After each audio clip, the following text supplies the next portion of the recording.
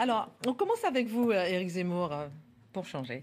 5 jours, 5 jours, Éric Zemmour, après les événements du Capitole, les démocrates ont déposé une série d'actions pour faire partir le président américain. Ils ont déposé aujourd'hui un acte d'accusation pour engager la procédure destitution. Ils demandent aussi à Mike Pence de le démettre de ses fonctions au nom du 25e amendement.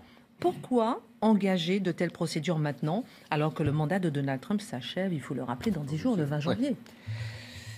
Vae victis, vieil adage latin, malheur au vaincu. Ça commence fort. Et là, on ne peut pas. Non, mais là, je ne peux pas m'empêcher de rappeler cet adage parce que là, on voit bien qu'il y a un acharnement de la gauche qui tient enfin et son ennemi en joue. Et ils ne le lâcheront pas. Là, on voit à quel point, vous savez, on parle souvent avec Marc de Napoléon et on se demande toujours pourquoi les Anglais ont été aussi cruels avec Napoléon à Sainte-Hélène, alors qu'il était vaincu. Et en fait, on comprend en songeant qu'ils avaient eu très peur. Ils avaient eu très peur de lui, ils avaient cru perdre plusieurs fois, et c'est pour ça qu'ils étaient aussi impitoyables avec lui. Je ne comparerai pas Trump à Napoléon, évidemment, mais je comparerai en tout cas la peur des Anglais à la peur de la gauche progressiste, qui vraiment là montre à quel point elle avait peur de Trump et à quel point elle le haïssait.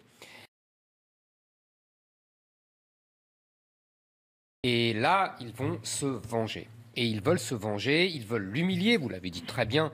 Dans une semaine, il a quitté le pouvoir, c'est fini, ils ont vaincu et ils l'ont vaincu. Donc il n'y a que la volonté de l'humilier, de s'acharner, de faire un exemple. Il a voulu s'opposer au système, je vais essayer de développer ça. Mais en tout cas, ça c'est l'idée première. La deuxième idée, c'est qu'il n'y a pas que Trump. Vous avez vu qu'il y a une sénatrice américaine, la fameuse AOC, qui veut destituer aussi Ted Cruz, le sénateur républicain qui a osé attaquer certains États soupçonnés de fraude électorale. Il y a plus largement le journal Forbes qui annonce que toutes les entreprises qui embaucheront les collaborateurs de Trump seront mises dans une liste noire et qu'ils ne seront plus exposés, ces entreprises, dans le magazine Forbes. Il y a la société Dominion. Vous vous souvenez, je vous avais expliqué cette histoire de machine de vote et que les partisans de Trump accusaient d'avoir manipulé la machine pour favoriser Biden. Cette entreprise Dominion attaque l'avocate Sidney Powell, qui était l'avocate de Trump dans cette histoire, et l'attaque en justice et lui réclame, tenez-vous bien, 1,4 milliard de dollars d'indemnité. Là, si vous voulez, on veut les tuer. Manifestement, il y a une volonté de mort sociale des Trumpistes. Et j'ai essayé de comprendre, je vous ai donné ma première analyse, et il y a une seconde analyse que je comprends parce que j'ai essayé d'étudier ça. En fait, Trump paye son opposition du fameux État profond. Qu'est-ce qui s'est passé pendant 4 ans ? Vous savez, le FBI, la CIA, tous ces grands organismes, en vérité, quand il y a un président des États-Unis, il lui délivre ce qu'on appelle un President Daily Brief chaque matin. C'est-à-dire qu'il y a un texte qui est présenté le matin.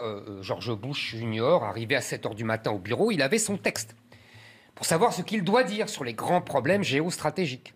Que le président soit républicain, George Bush Jr., ou qu'il soit démocrate, Obama. C'est la même chose. Et évidemment, c'est ça l'État profond.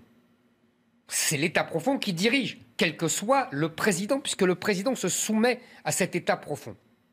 Or, Donald Trump a refusé le President Daily Brief. Il a balancé le papier qu'on lui donnait à réciter. D'où l'opposition radicale et féroce de cet État profond. Et c'est pour ça qu'ensuite, dans les médias, dans les journaux, je me suis toujours demandé ça, et je commence enfin à comprendre, on racontait partout que Trump ne faisait rien. Trump ne travaillait pas, vous vous souvenez, il joue au golf toute la journée. Et voilà, il regarde la télé. Bah oui, évidemment. Il regarde la télé puisqu'il ne veut pas réciter le texte qu'on lui soumet et qu'on veut qu'il récite. Alors évidemment, il fait autre chose. Donc les types disent qu'ils ne travaillent pas.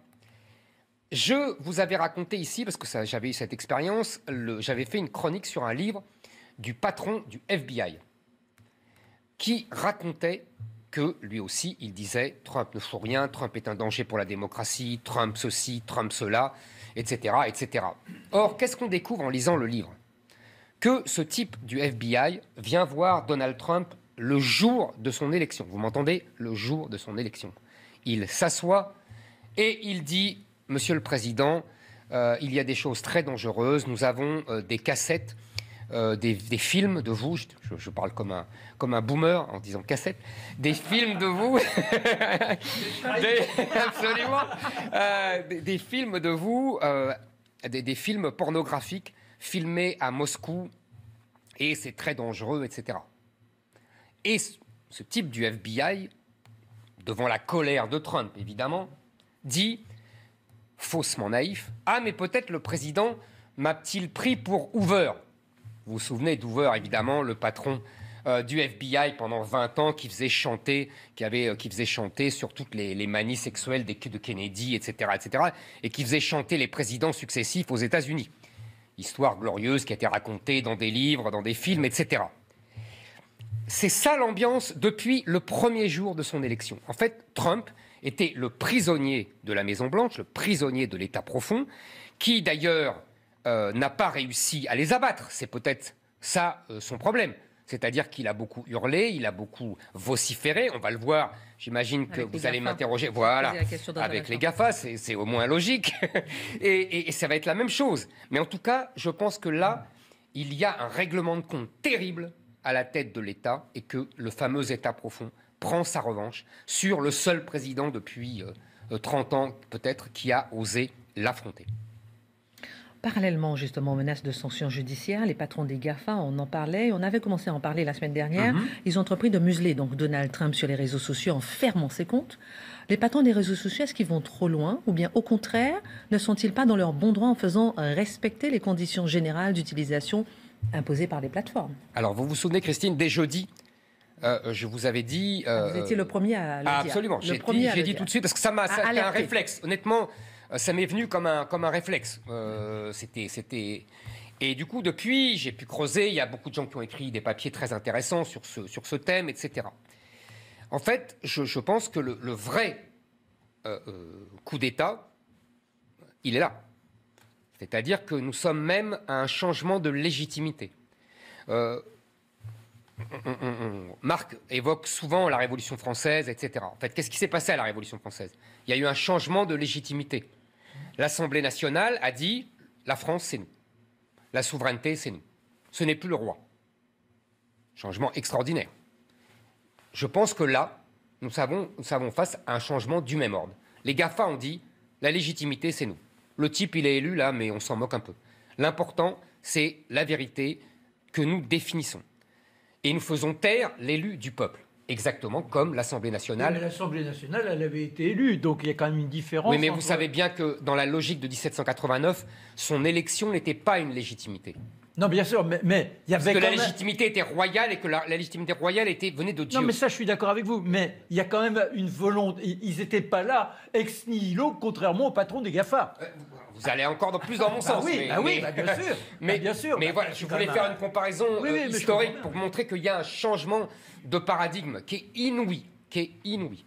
Et là aussi, la lutte vient de loin. Parce que je me suis, là aussi, j'ai un peu regardé. En fait, vous vous souvenez, jeudi, je vous avais dit, l'erreur la plus importante de Donald Trump, à mon sens, c'était qu'il n'avait pas cassé les GAFA et qu'il n'avait pas, au nom de la lutte contre les monopoles, contre les abus de position dominante, fait ce que les présidents américains avaient fait au début du XXe siècle contre la Standard Oil. En fait, je m'étais à moitié trompé. C'est-à-dire qu'il avait commencé. Et tout commence en mai 2020, si j'ai bien compris.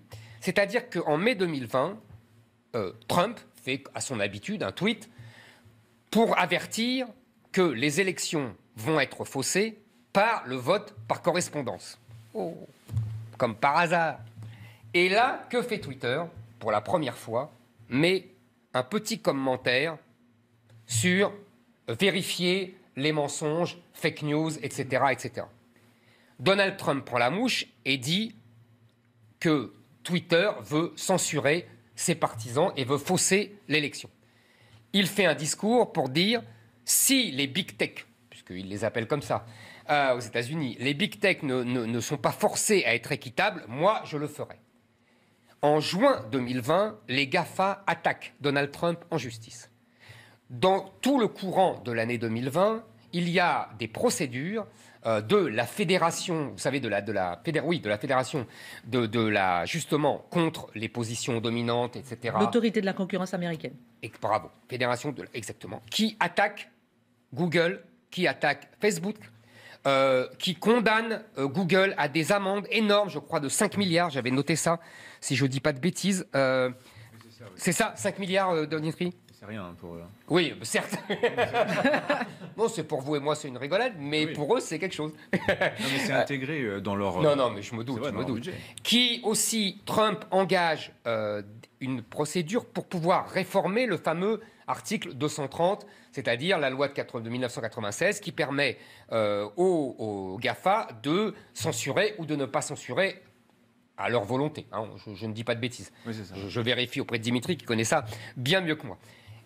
Tout ça pour vous dire que la guerre était déclarée, qu'il y avait une guerre entre les GAFA et Donald Trump. Et que l'erreur de Donald Trump, ou sa faiblesse, ça a été de ne pas aller au bout. Et donc là, les GAFA prennent leur revanche. Ils prennent une revanche qui va être terrible. Vous avez vu, ils ont banni Donald Trump. On se croirait au temps de la Grèce antique quand on bannissait un responsable qui avait déplu au peuple d'Athènes. C'est assez fort. Et on voit bien que là, ça trouble les esprits. Même Mme Merkel a dit qu'elle n'était pas favorable à cette pratique. Même des gens comme le porte-parole du gouvernement français, Gabriel Attal, s'est dit... embêté, je ne sais pas quel est son mot exact, mais enfin, il était mal à l'aise. Même Jean-Luc Mélenchon. Ruffin également. Alors, il y a des gens à gauche qui disent formidable, etc. Mais on voit bien que ça trouble les esprits. Mais c'est tout à fait normal parce que non seulement c'est une censure, mais je pense que c'est un basculement de légitimité. On assiste à un vrai coup d'État. On a parlé de coup d'État à tort. Moi, j'ai parlé de coup d'État des juges. On a parlé de coup d'État pour cette histoire du Capitole qui paraît dérisoire aujourd'hui, à côté de ce qui se passe et des enjeux autour des GAFA. Et je voudrais, pour conclure, mettre encore dans un cadre encore plus grand. Je pense que cette offensive des GAFA contre Trump, contre les Trumpistes, etc., va dans un cadre aussi de toutes les entreprises. Il y a une offensive aujourd'hui idéologique. Vous savez, dans toutes les entreprises, il y a, et là Eric connaît ça mieux que moi, les chartes éthiques, on veut contraindre les entreprises à respecter, et les entreprises veulent contraindre leurs salariés à respecter une certaine éthique, qui n'est pas la vieille morale de nos mères et de nos pères. Non, c'est l'idéologie progressiste. La RSE et tout ça. C'est l'idéologie progressiste. On veut pousser l'idéologie pro-LGBT, pro-diversité, pro-antiraciste, etc. On voit bien, dans toutes les entreprises, on ne voit que ça et on n'entend que ça. On voit évidemment dans les grands groupes de télévision qu'on n'embauche que de la diversité. Il y a des entreprises qui maintenant dans leur charte disent qu'ils vont embaucher que de la diversité. On sait ce que ça veut dire. Vous voyez, il y a une pression idéologique dans toutes les entreprises privées. C'est-à-dire qu'avant, on avait la politique, c'était le public, la défense de l'intérêt général, on se disputait sur le meilleur intérêt général, et puis le privé faisait de l'argent et faisait des affaires, et travaillait, etc. Aujourd'hui, l'idéologie s'est déplacée dans le privé.